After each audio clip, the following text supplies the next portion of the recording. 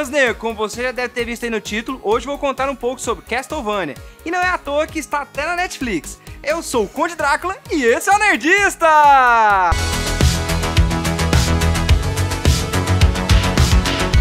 Então, para começar essa história, temos que voltar lá em 26 de setembro de 1986. Foi nesse ano que o designer Hitoshi Akamatsu e os compositores Kinuyo Yamashita e Satoshi Terashima, em parceria com a Konami, decidiram mudar nossas vidas.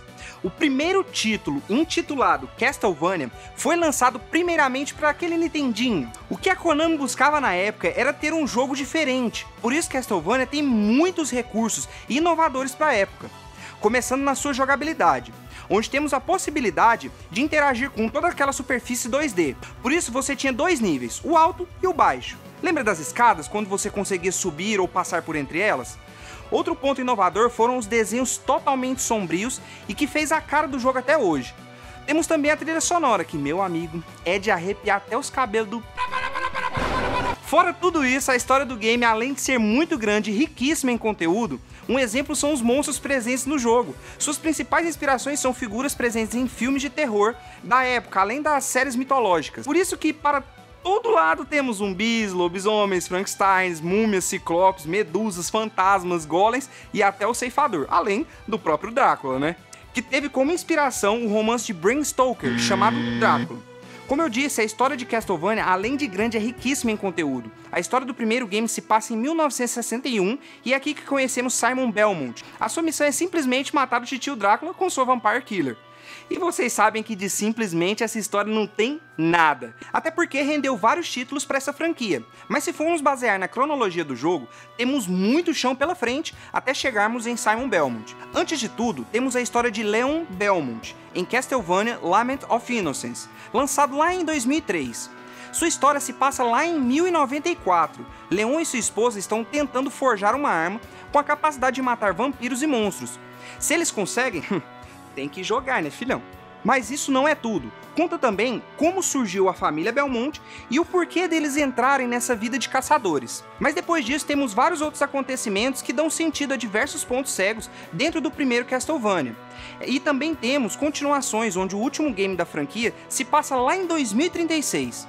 Castlevania é um game que conseguiu atrair uma enorme quantidade de fãs, por isso a Konami não deixou de produzir títulos para essa franquia.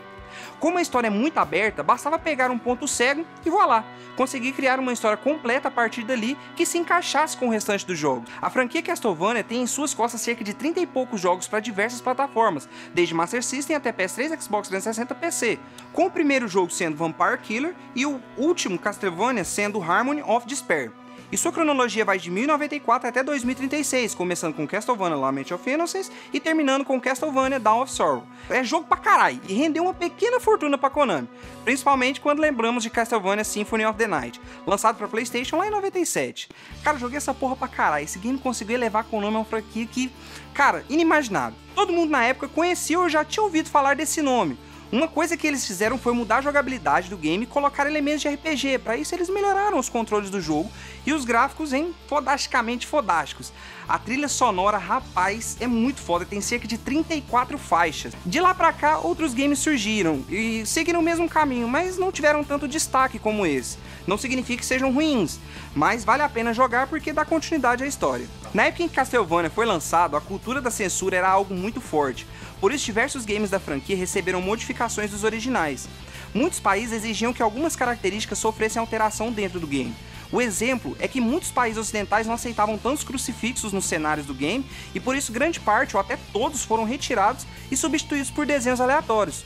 Outro detalhe que sempre passava por mudanças foram as cenas onde havia muito sangue, por isso alguns games o sangue quase não aparece e quando aparece tem uma cor diferente.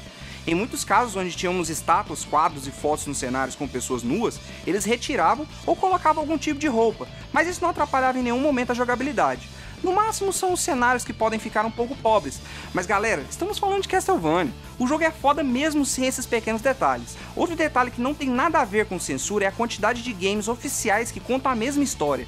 Você sabia que existe 5 jogos dos 30 e poucos que contam a mesma história do primeiro jogo? Exatamente, esses jogos são o próprio Castlevania, Vampire Killer, Haunted Castle, Super Castlevania 4 e Castlevania Chronicles. Todos sofreram poucas modificações, ou seja, foram remasterizados, exceto pelo Super Castlevania 4, que recebeu um remake completo dos jogos. E se você não sabe ou ainda tem dúvidas sobre a diferença entre remake e remaster, basta assistir meu vídeo onde eu falo dos 5 melhores remakes ou remaster de games. Como a Konami investiu pesado na produção de tantos jogos de Castlevania, ela conseguiu uma legião de fãs, e até hoje tem uma galerinha boa comprando jogos da franquia nos sites e produtos usados. E normalmente esses produtos são bastante caros e raros, incluindo uma réplica real do chicote Vampire Killer. A própria Konami comercializou no início dos primeiros jogos pela bagatela de 30 doletas. Hoje, se você achar alguém vendendo, pode se preparar para vender um rim, um pulmão e até sua família. Tudo para poder comprar. Se você é daqueles fãs viciados, eu tenho um rumor para você. Me parece que a Konami está em negociação com a Nintendo para poder lançar um novo título da franquia para o Nintendo Switch. Isso mesmo que você ouviu. Se prepare que é bem provável que logo logo teremos um novo Castlevania para nos alegrar. E se você curte aquele mangá, aquele quadrinho, venha visitar a Mandrake Comic Shop, fica aqui ao lado do Vaca Brava em Goiânia. E se você não é de Goiânia, é só visitar esse site que está aparecendo aqui para poder conferir todos esses mangás e quadrinhos. Se você gostou desse vídeo, não se esqueça de assistir aos outros que estão aparecendo aqui ao lado. Valeu, falou!